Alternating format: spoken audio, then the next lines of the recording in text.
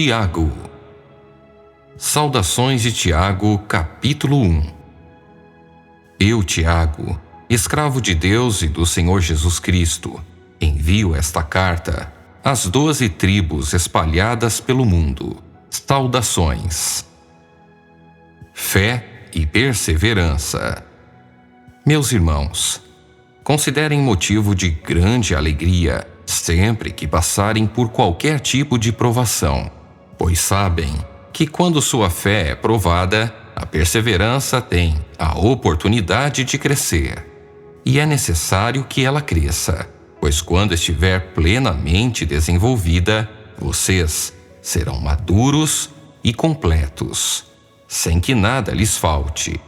Se algum de vocês precisar de sabedoria, peça a nosso Deus generoso e receberá. Ele não os repreenderá por pedirem, mas quando pedirem, façam-no com fé, sem vacilar, pois aquele que duvida é como a onda do mar, empurrada e agitada pelo vento. Ele não deve esperar receber coisa alguma do Senhor, pois tem a mente dividida e é instável em tudo que faz. O irmão que é pobre tem motivo para se orgulhar, porque é digno de honra, e o que é rico deve se orgulhar, porque é insignificante. Ele murchará como uma pequena flor do campo. O sol quente se levanta e a grama seca. A flor perde o viço e cai, e sua beleza desaparece. Da mesma forma, murchará o rico com todas as suas realizações. Feliz é aquele que suporta com paciência as provações e tentações, porque depois receberá a coroa da vida que Deus prometeu àqueles que o amam. E quando vocês forem tentados, não digam: esta tentação vem de Deus, pois Deus nunca é tentado a fazer o mal, e Ele mesmo nunca tenta alguém. A tentação vem de nossos próprios desejos, que nos seduzem e nos arrastam. Esses desejos dão à luz o pecado, e quando o pecado se desenvolve plenamente, gera a morte. Não se deixem enganar, meus amados irmãos. Toda dádiva que é boa e perfeita vem do alto, do Pai, que criou as luzes no céu.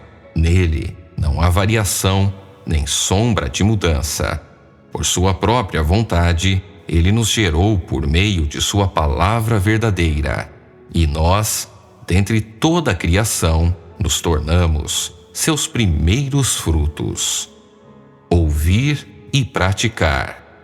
Entendam isto, meus amados irmãos. Estejam todos prontos para ouvir, mas não se apressem em falar nem em se irar. A ira humana não produz a justiça divina. Portanto, removam toda a impureza e maldade e aceitem humildemente a palavra que lhes foi implantada no coração, pois ela tem poder para salvá-los. Não se limitem, porém, a ouvir a palavra. Ponham-na em prática. Do contrário, só enganarão a si mesmos. Pois se ouvirem a palavra e não a praticarem, serão como alguém que olha no espelho, vê a si mesmo, mas assim que se afasta, esquece como era sua aparência. Se, contudo, observarem atentamente a lei perfeita que os liberta, perseverarem nela e a puserem em prática, sem esquecer o que ouviram, serão felizes no que fizerem.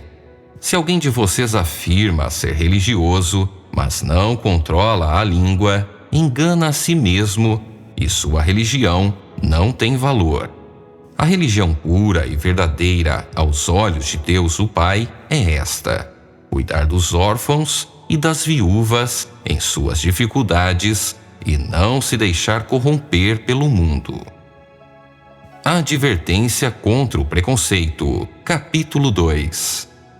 Meus irmãos, como podem afirmar que têm fé em nosso glorioso Senhor Jesus Cristo se mostram favorecimento a algumas pessoas? Se, por exemplo, alguém chegar a uma de suas reuniões, vestido com roupas elegantes e usando joias caras, e também entrar um pobre com roupas sujas, e vocês derem atenção ao que está bem vestido, dizendo-lhe: sente-se aqui neste lugar especial, mas disserem ao pobre: fique em pé ali, ou sente-se aqui no chão, essa discriminação não mostrará que agem como juízes, guiados por motivos perversos? Ouçam, meus amados irmãos. Não foi Deus que escolheu os pobres deste mundo para serem ricos na fé? Não são eles os herdeiros do reino prometido, aqueles que o amam? Mas vocês desprezam os pobres. Não são os ricos que oprimem vocês e os arrastam aos tribunais? Não são eles que difamam aquele cujo nome honroso vocês carregam? Sem dúvida, vocês fazem bem quando obedecem à lei do reino, conforme dizem as Escrituras: ame o seu próximo como a si mesmo. Mas se mostram favorecimento a algumas pessoas, cometem pecado e são culpados de transgredir a lei, pois quem obedece a todas as leis, exceto uma, torna-se culpado de desobedecer a todas as outras. Pois aquele que disse: não cometa adultério, também disse: não mate. Logo, mesmo que não cometam adultério, se matarem alguém, transgredirão a lei. Portanto, em tudo o que disserem e fizerem, lembrem-se de que serão julgados pela lei que os liberta. Não haverá misericórdia para quem não tiver demonstrado misericórdia, mas se forem misericordiosos, haverá misericórdia quando forem julgados. A fé sem obras é morta. De que adianta, meus irmãos, dizerem que têm fé, se não a demonstram por meio de suas ações? Acaso esse tipo de fé pode salvar alguém? Se um irmão ou uma irmã necessitar de alimento ou de roupa, e vocês disserem: até logo e tenha um bom dia, aqueça-se e coma bem, mas não lhe derem alimento nem roupa, em que isso ajuda? Como vem, a fé por si mesma, a menos que produza boas obras, está morta. Mas alguém pode argumentar: uns têm fé, outros têm obras. Mostre-me sua fé sem obras, e eu, pelas minhas obras, lhe mostrarei minha fé. Você diz crer que há um único Deus. Muito bem, até os demônios creem nisso e tremem de medo. Quanta insensatez! Vocês não entendem que a fé sem as obras é inútil? Não lembram que nosso antepassado Abraão foi declarado justo por suas ações quando ofereceu seu filho Isaque sobre o altar? Como vem, sua fé e suas ações atuaram juntas, e assim as ações tornaram a fé completa. E aconteceu exatamente como as Escrituras dizem: Abraão creu em Deus, e assim foi considerado justo. Ele até foi chamado amigo de Deus. Vejam que somos declarados justos pelo que fazemos, e não apenas pela fé. Raabe, a prostituta, é outro exemplo.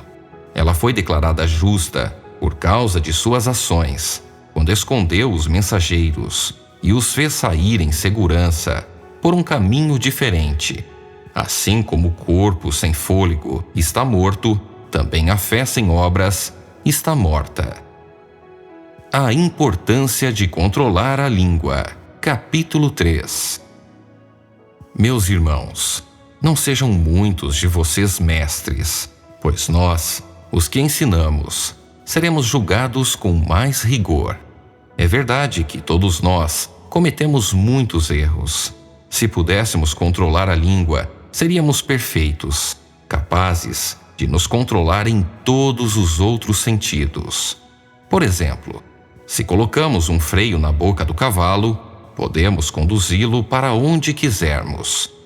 Observem também que um pequeno leme faz um grande navio se voltar para onde o piloto deseja, mesmo com ventos fortes.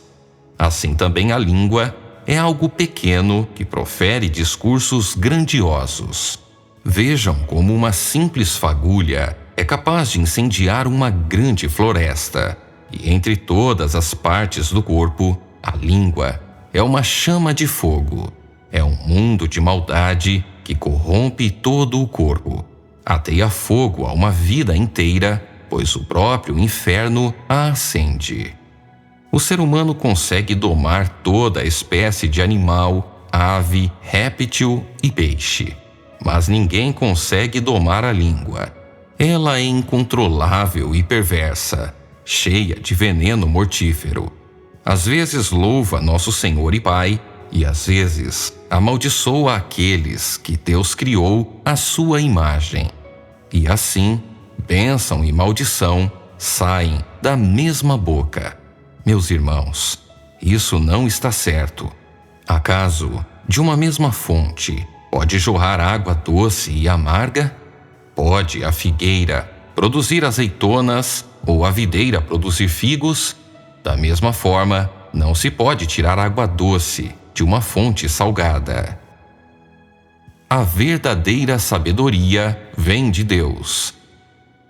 Se vocês são sábios e inteligentes, demonstrem isso vivendo honradamente, realizando boas obras com a humildade que vem da sabedoria.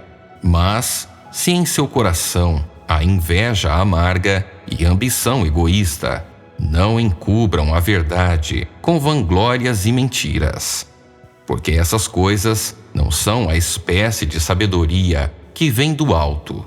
Antes, são terrenas, mundanas e demoníacas.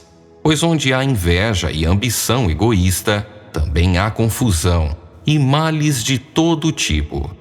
Mas a sabedoria que vem do alto é antes de tudo pura. Também é pacífica, sempre amável e disposta a ceder a outros. É cheia de misericórdia e é o fruto de boas obras. Não mostra favoritismo e é sempre sincera. E aqueles que são pacificadores plantarão sementes de paz e ajuntarão uma colheita de justiça.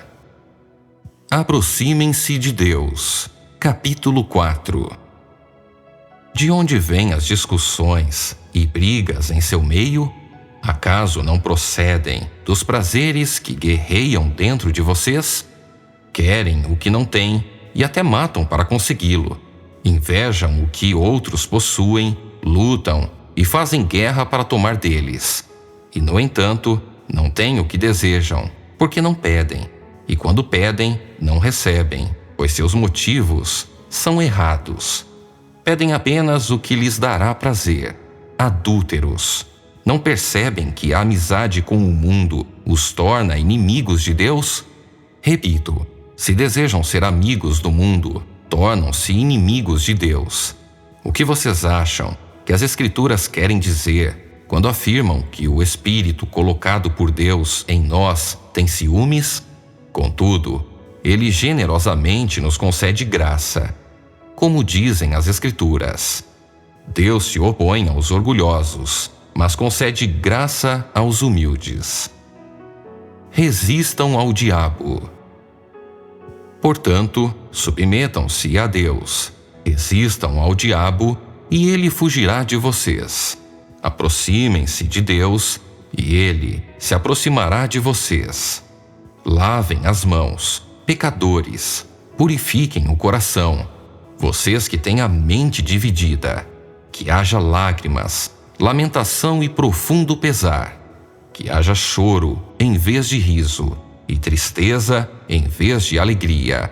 Humilhem-se diante do Senhor e Ele os exaltará. Não julguem os outros. Irmãos, não falem mal uns dos outros. Se criticam e julgam uns aos outros, criticam e julgam a lei. Cabe-lhes, porém, praticar a lei e não julgá-la.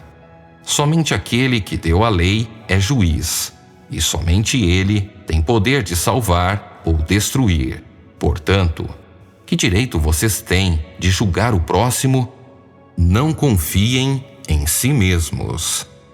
Prestem atenção, vocês que dizem: hoje ou amanhã iremos a determinada cidade e ficaremos lá 1 ano.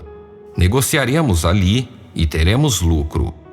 Como sabem o que será de sua vida amanhã? A vida é como a névoa ao amanhecer. Aparece por um pouco e logo se dissipa. O que devem dizer é: se o Senhor quiser, viveremos e faremos isso ou aquilo. Caso contrário, estarão se orgulhando de seus planos pretensiosos, e toda presunção como essa é maligna. Lembrem-se de que é pecado saber o que devem fazer e não fazê-lo. Advertência aos ricos, capítulo 5. Prestem atenção, vocês que são ricos. Chorem e gemam de angústia por causa das desgraças que os esperam. Sua riqueza apodreceu, e suas roupas finas são trapos comidos por traças. Seu ouro e sua prata estão corroídos. A mesma riqueza com a qual vocês contavam devorará sua carne como fogo.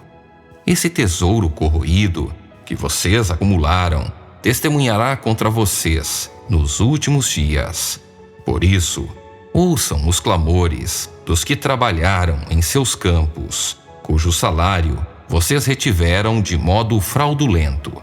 Sim, os clamores dos que fizeram a colheita em seus campos chegaram aos ouvidos do Senhor dos Exércitos.